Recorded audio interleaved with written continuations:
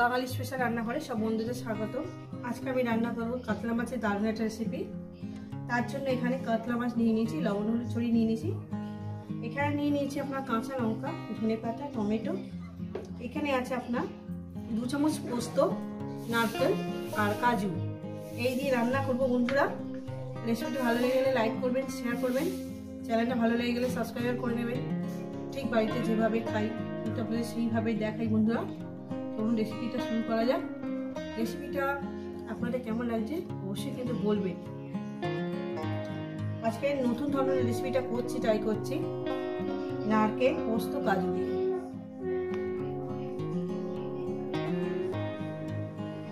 প্রথমেই আমি লবণ হলুদ তো ছড়িয়ে নিয়েছি, ভালো করে মেখে নেব। মিক্সারে বাটির মধ্যে তুলে নিয়েছি বন্ধুরা। এর মধ্যে দিয়ে দিচ্ছি একটু হলুদের গুঁড়ো।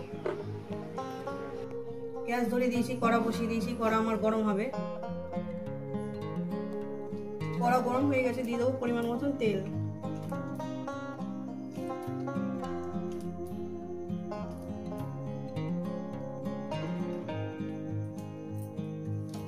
দিয়ে দিয়েছি, দিয়ে দেবো লবণ,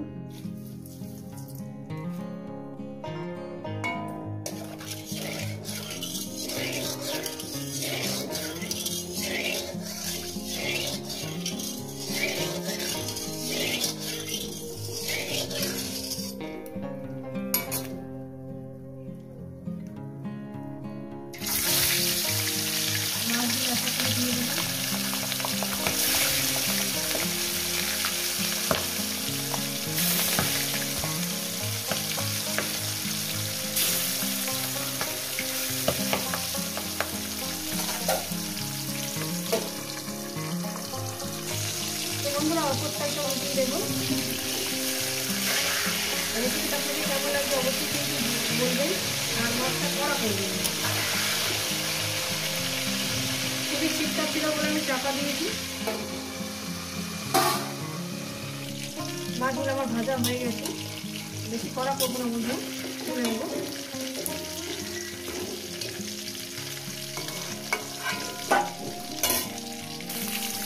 বাগড়াটি মাছগুলো দিয়ে দিয়েছি। আর আপনাদের একটা জিনিস দেখাতে ভুলে গেছি, সেটা হচ্ছে পেঁয়াজ কুচি। ওটা সাইডে পড়ে গেছিলো বলে দেখাতে পারিনি। এই মাছগুলো ভাজা হয়ে গেছে, এই মাছগুলো তুলে নিলাম।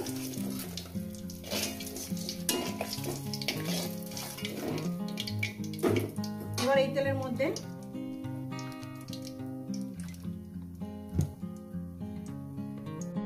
এবার দিয়ে দেবো তেজপাতা, গোটা গরম মশলা, জিরে, সামান্য পরিমাণে জিরে দিলাম। এবার কয়েক সেকেন্ড ভেজে নেব, ভাজাটা থেকে যেটা গন্ধ আছে। এরপর দিয়ে দেবো পেঁয়াজ কুচো,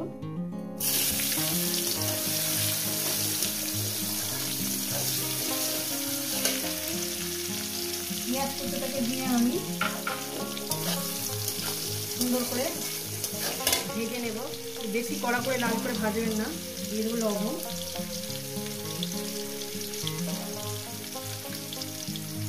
লবণ লাগলে দেবো, নালে দেবো না। দিয়ে দেবো কাঁচা লঙ্কা, টমেটো। এটাকে আমি 2-3 মিনিট ভেজে নেব। রেসিপিটা আপনাদের কেমন লাগছে অবশ্যই কিন্তু বলবেন।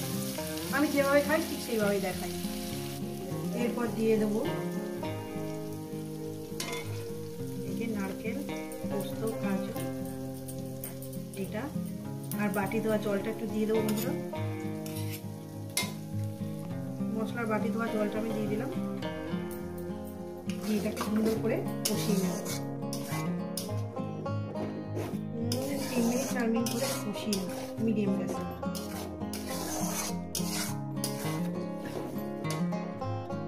তো বন্ধুরা আমার কষানো হয়ে গেছে। এরপর দিয়ে দেবো জল পরিমাণ মতন, আর একটু জল দিয়ে দেবো।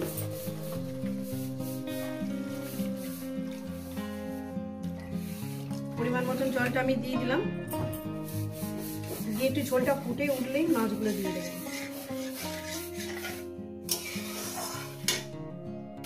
মাছগুলো এই ঝোলটা আমার ফুটে উঠেছে, এরপর মাছগুলো দিয়ে দেবো। হাতেই দিই। বন্ধুরা একটা জিনিস দেখেন, দেখতে পাবেন ক্যামেরার মধ্যে, মাছের মধ্যে আলু দিইনি, আলু এই এখানে ভাজা হচ্ছে। প্রচন্ড ঠান্ডা লেগে গেছে, ওয়েদারটা ভালো নয় বন্ধুরা, সাবধানে থাকবেন। মাছগুলো সব আমি দিয়ে দিলাম। দেখছেন তো আলু এত মানে খাওয়ার পোকা আমার ছেলে এত আলু খেতে ভালোবাসে, মাছের ছাড়ে আলু দিই বলে আলু আমার ভাজা বসাতে হয়েছে। তাই ভালো আলু ভাজা ভেজে দেবো, তুই খাবি। এটাকে আমি মিনিমাম 6 থেকে 7 মিনিট একটু ফুটিয়ে নেবো। ভালো করে সুন্দর করে না ফোটালে খেতে বেশ টেস্ট হয় না। দিয়ে দেবো কয়েক দামে চিনি।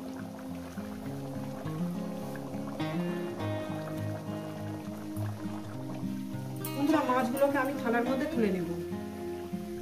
মাছগুলো আমি উঠিয়ে নিয়েছি, এই সাইডে রাখলাম। এবার এই ঝোলটাকে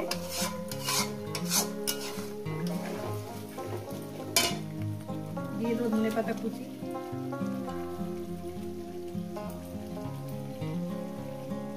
দিয়ে দেবো গরম মশলা, দিয়ে দিলাম। এবার এটাকে আমি 2-3 মিনিট একটু ফুটিয়ে নেব। ফুটিয়ে নিয়ে আমি ওটার উপর ঢেলে দেবো। রেসিপিটা কেমন লাগছে অবশ্যই কিন্তু বলবেন। আর যারা নতুন বন্ধু হবেন তারা চ্যানেলটাকে সাবস্ক্রাইব করে পাশে থাকবেন।